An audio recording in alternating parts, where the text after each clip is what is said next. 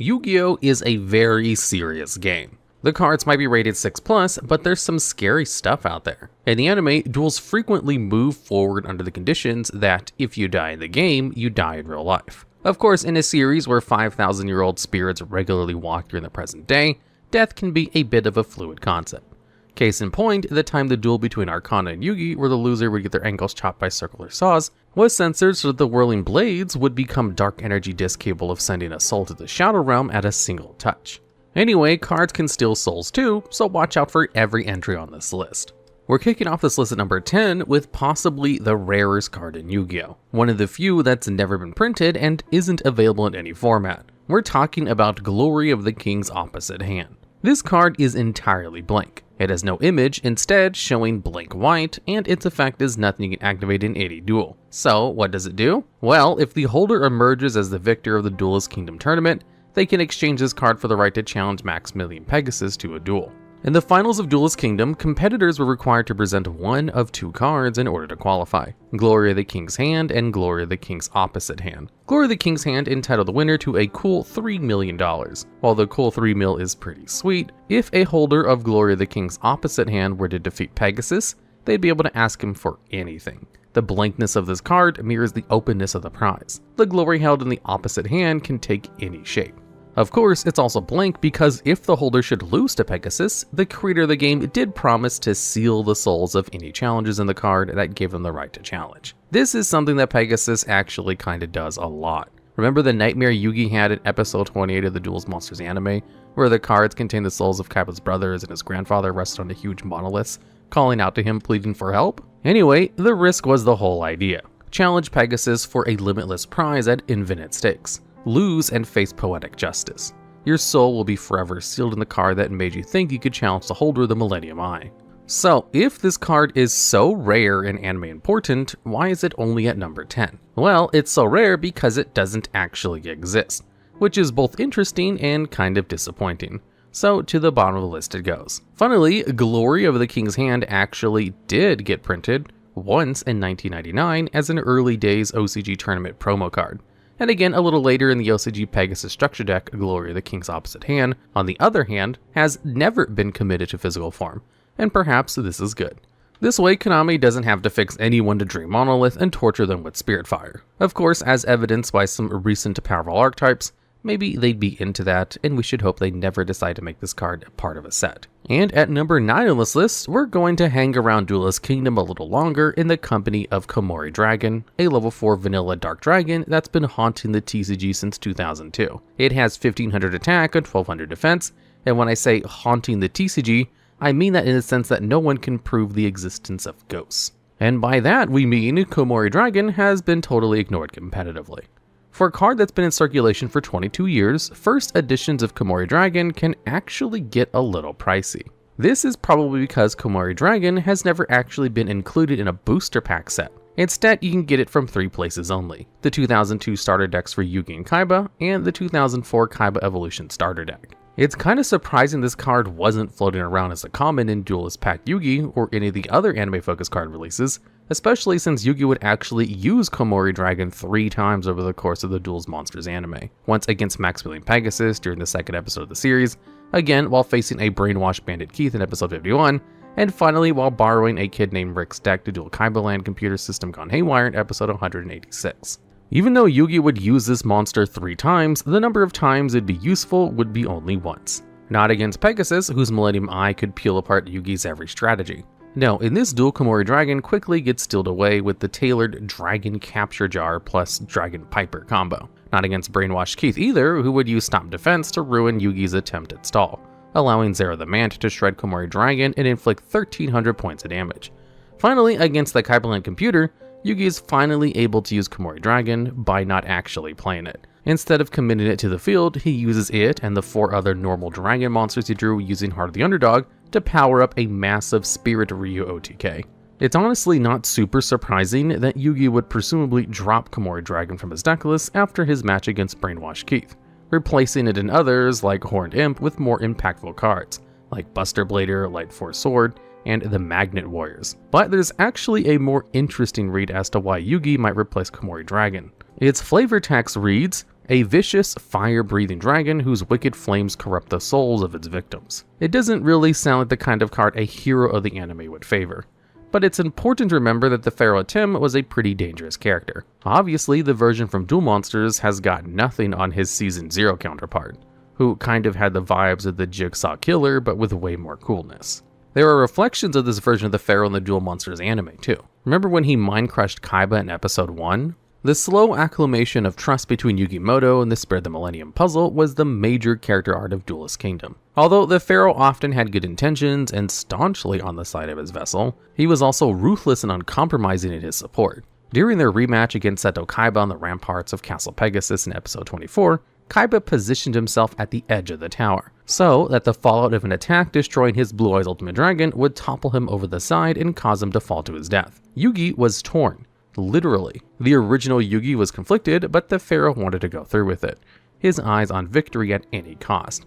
And he would have succeeded too if not for the intervention of Taya Gardner. This event would open a rift between Yugi and the Spirit of the Puzzle, that would repair over time and ultimately mend stronger than before during their duel against Pegasus, where both Yugis had to work in conjunction to outplay the powers of the Millennium Eye. The card to gobble up and incorporate the number 8 spot on this list is the level 3 Dark Zombie Soul Absorbing Bone Tower. It has 400 attack and 1500 defense and was released in 2004's Ancient Sanctuary set, but was also included in the Dark Revelations 1, Legendary Collecting Joey's World, and Structure Deck Zombie Madness. The primary reason for its inclusion in this video is right there in its name. What does the scary bone tower do? It absorbs souls. But it also has a really interesting effect that illustrates the implications of its name in a highly evocative way. While it is a monster with stats that can attack and defend, Soul Absorbing Bone Tower is also featured on the Zombie World landscape, and cannot be targeted for attacks while controlling another zombie monster, which makes sense. You can't move freely through the zombie's house until you've purged the location of the undead. Additionally, every time a zombie monster is special summoned, Soul Absorbing Bone Tower mills the top 2 cards of your opponent's deck. Critically, this is not limited to once per turn. Although Soul Absorbing Bone Tower could never claim any impact on the TCG competitive scene, it is a centerpiece of a gimmicky FTK strategy centered around summoning a horde of zombies to mill your opponent's entire deck. While this is absolutely a difficult feat to pull off, zombies are a pretty good type to use for it, since many of their mechanics revolve around special summoning from the graveyard, and they even have their own type-specific monster reborn in Zombie Reborn. Even the risk of giving your opponent so many cards in the graveyard with potentially strong graveyard effects can be circumvented with the field spell Zombie World, which might disrupt further plays. Vampire Sucker can also summon zombies to your opponent's field, which will also activate Soul Absorbing Bone Tower's mill. And the Mayakashi archetype continuously revives Daki the Graceful Mayakashi to ladder up synchros all the way to level 11 with Gashu Dokuro the Skeletal Mayakashi.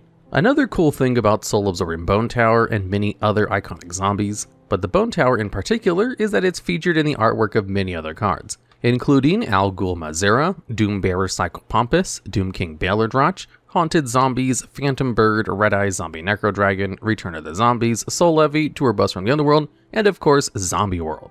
Another fun little scary Soul Tower factoid is that the Goblin attack force that is depicted preying upon the souls of is a favorite card of Joey Wheeler, the first character in the Duel Monsters anime to go up against the zombie deck when he faced off against Bones in episode 17 and 18. Even though Bones never used Soul Absorbing Bone Tower against Joey, this is probably why the card was included alongside other zombies in Legendary Collection Joey's World. When the shadows are devoured by even darker shadows, the curtain pulls back and reveals a world without light. The number 7 card on this list is a big one. Literally, its name means the Giant. That's right, we're talking about Yu-Gi-Oh! 5D's baddie, Kalen Kessler's Dark Signer Ace, Earthbound Immortal, Ccapac from 2009's Raging Battle set. This level 10 Dark Fiend with 3000 attack and 1200 defense, literally engorged with souls. Ccapac is part of the Earthbound Immortals, an archetype of high-level fiends and their support that draw visual inspiration from the Nazca lines of southern Peru. The idea is that these enormous outlines, which can be seen in their full shape from the sky, are in fact an ancient prison for roiling powers that slumber beneath the earth that can be freed with a feast of souls, and one day will walk the surface again to usher in a new age of darkness. In the Yu-Gi-Oh! 5D's anime, many of the heroes bear an insignia like a tattoo.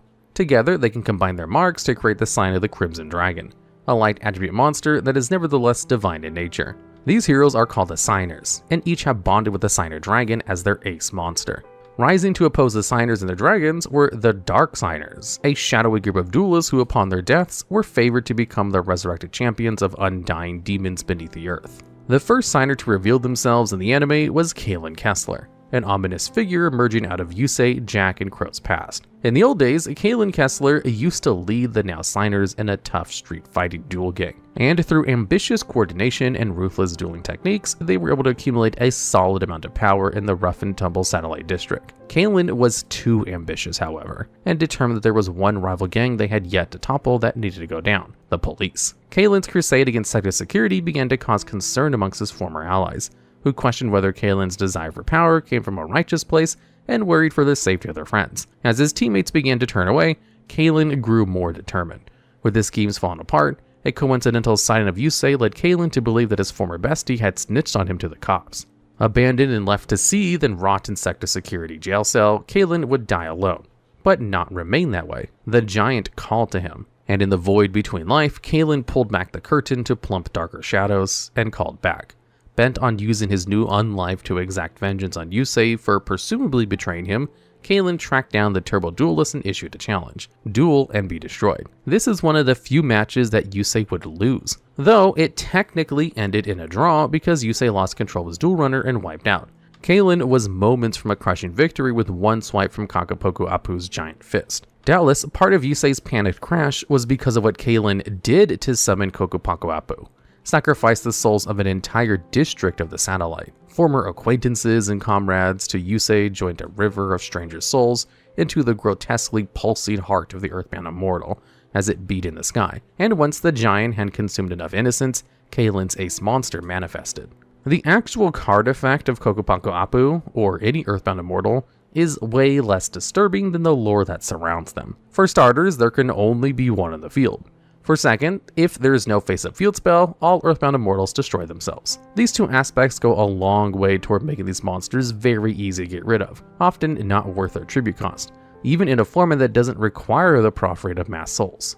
But let's also note the good stuff about Ccapac Apu. It can attack directly, which is pretty good since it is 3000 attack. If you choose to forego attacking directly and destroy your opponent's monster instead, Ccapac Apu inflicts extra damage to your opponent equal to the vanquished monster's original attack.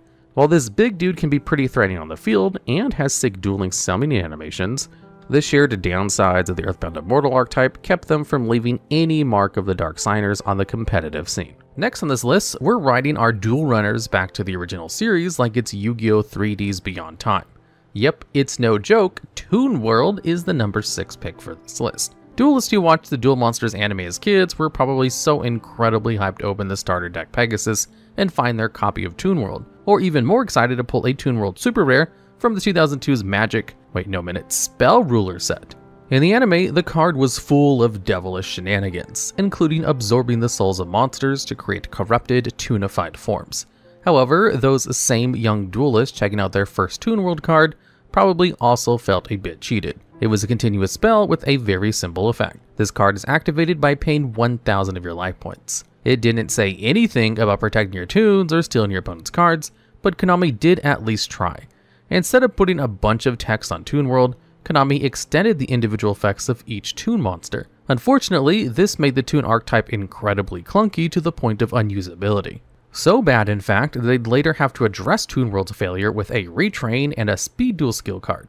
So it's not really for the presence of Toon World in real life that this card takes a spot on this list, but for its anime debut where momentarily it stole the spotlight of the show, and the souls of many monsters. Pegasus's go-to strategy in any duel is to play games with his opponent. Mind games with his Millennium Eye, but also very literal cartoony games with his trademark Toon World. He's used it in every duel, even the ones where he isn't actually Pegasus, but Alistair disguises Pegasus, deploying Toon World as part of his charade. In the early days, it worked pretty well, and defeated Seto Kaiba.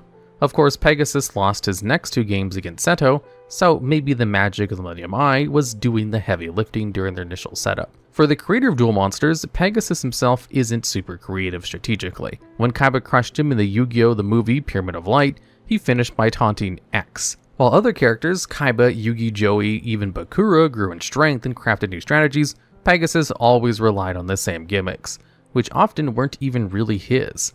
Even his ace monster, Thousand Eyes Restrict, derived its strength from its opponent's monsters.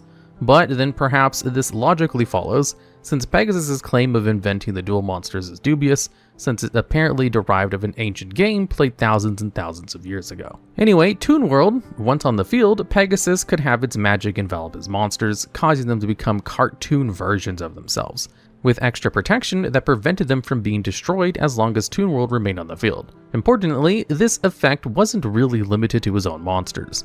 By using the combo of Dragon Capture Jar and Dragon Piper, Pegasus was able to take control of Kaiba's Blue Eyes White Dragon, feeding it to the Toon fumes of his cursed comic book to spawn Blue Eyes Toon Dragon, a malevolent yet cuddly creature with no memory of its former life as the trusted creature of Seto Kaiba.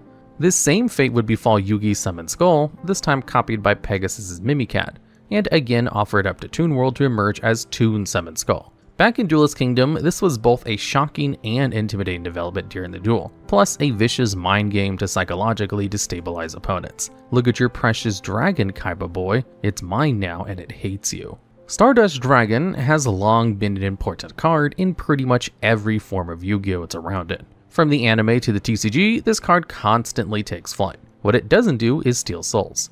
But that's what its evil counterpart does. Check out Malefic Stardust Dragon, a level 8 Dark Dragon that copies the Stardust Dragon stat line of 2500 attack and 2000 defense. Acquiring this card was actually pretty difficult for a minute. Its inaugural printing came as a promo card in Volume 8, Issue 9 of Shonen Jump magazine, which was released in September of 2010 with a wider circulation in the 2011 collector's tints. The Malefics are an archetype of Dark Masked Dragons, but not just any dragons. With a few original exceptions, the Malefic Dragons are twisted corruption versions of heroic counterparts from across the Yu-Gi-Oh! Duel Monsters GX and 5D's animes. Also worth noting is Malefic Cyber Dragon, a card that is a machine, not a dragon, but is close enough.